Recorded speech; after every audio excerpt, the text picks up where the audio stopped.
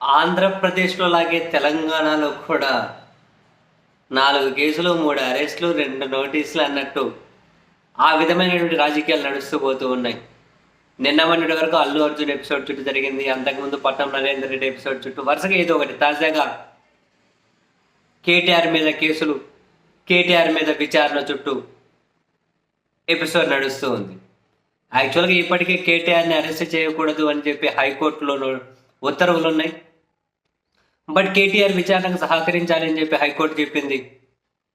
And అదే సమయంలోనే కేటీఆర్ని ఈరోజు విచారణకు రమ్మని చెప్పి ఏసీబీ నోటీసులు ఇచ్చింది. కేటీఆర్ తన న్యాయవాద బృందంతో కలిపి ఏసీబీ ఆఫీస్ దగ్గరికి వెళ్తే న్యాయవాదులు లేకుండా మీరు ఒక్కరే రావాలి అని చెప్పి వాళ్ళు, న్యాయవాదులు పెట్టుకోవడం నా హక్కు రాజ్యాంగబద్ధంగా, వద్దని మీరెలా చెబుతారు, న్యాయవాదులు వద్దు అని చెప్తే నేను తిరిగి వెళ్ళిపోతాను అని చెప్పి కేటీఆర్. మీ డ్రామాలు అందరికీ తెలుసు. పట్నం నరేందర్ రెడ్డి కేసులో ఎట్లయితే మీకు కావాల్సినటువంటి వాంగ్మూలాన్ని మీరే రాసుకొని నా పేరు ఇరిపించుకున్నారో ఇప్పుడు కూడా మీరు అలాగే చేద్దామని చెప్పి అనుకుంటున్నారు. నాకు డెఫినెట్లీ న్యాయ సపోర్టు కావాలి, అది నా హక్కు. అందుకని చెప్పి నేను న్యాయవాదులతోనే విచారణకు హాజరవుతాను అని చెప్పి కేటీఆర్. కుదరదని చెప్పి వాళ్ళు, కుదరకపోతే వెళ్ళిపోతానని చెప్పి ఈయన. సో ఫైనల్గా పోలీసులు ఏసీబీ ఇచ్చినటువంటి నోటీసులకి లిఖితపూర్వకంగా కేటీఆర్ ఒక రిప్లై ఇచ్చేసి అక్కడి నుంచి తిరిగి వెళ్ళిపోయారు. విచారణగానే వచ్చారు, నేను విచారణగానే వచ్చా, సహకరించడానికే వచ్చా, మీరేమన్నారు నాకు విచారణ చేయకపోదు, లాయర్లు వద్దు, వాళ్ళు వద్దు, వీళ్ళు అని చెప్పి రిస్ట్రిక్షన్స్ పెడుతూ ఉన్నారు. నా రైట్ను కూడా మీరు లాక్కుంటే ఎట్లా కుదురుతుంది అన్నది కేటీఆర్.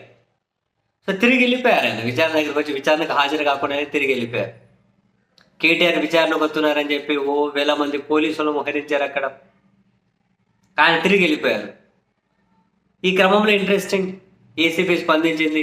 కేటీఆర్ వచ్చి ఒక డ్రామా క్రియేట్ చేస్తున్నారు, ఇక్కడ ఒక హై డ్రామా క్రియేట్ చేశారు.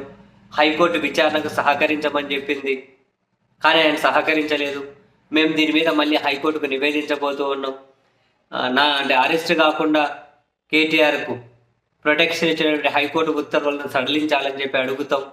వచ్చి ఇక్కడ హైడ్రామా క్రియేట్ చేసేకి వచ్చాడా, అది ఇది అని చెప్పి ఏసీబీ వాళ్ళు కూడా స్పందించారు.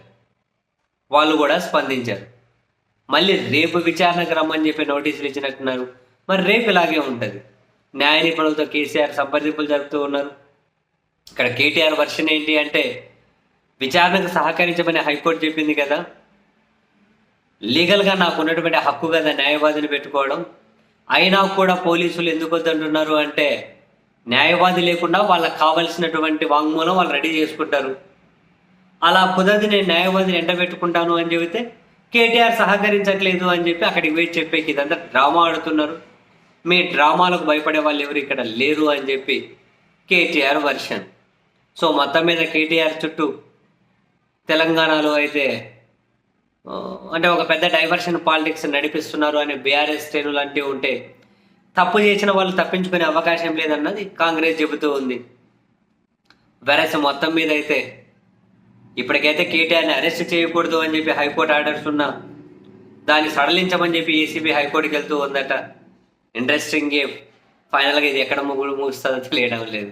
విచారణ వరకు వచ్చి కేటీఆర్ వెనక్కి వెళ్ళిపోవడం భలే ట్విస్ట్ ఇందులో.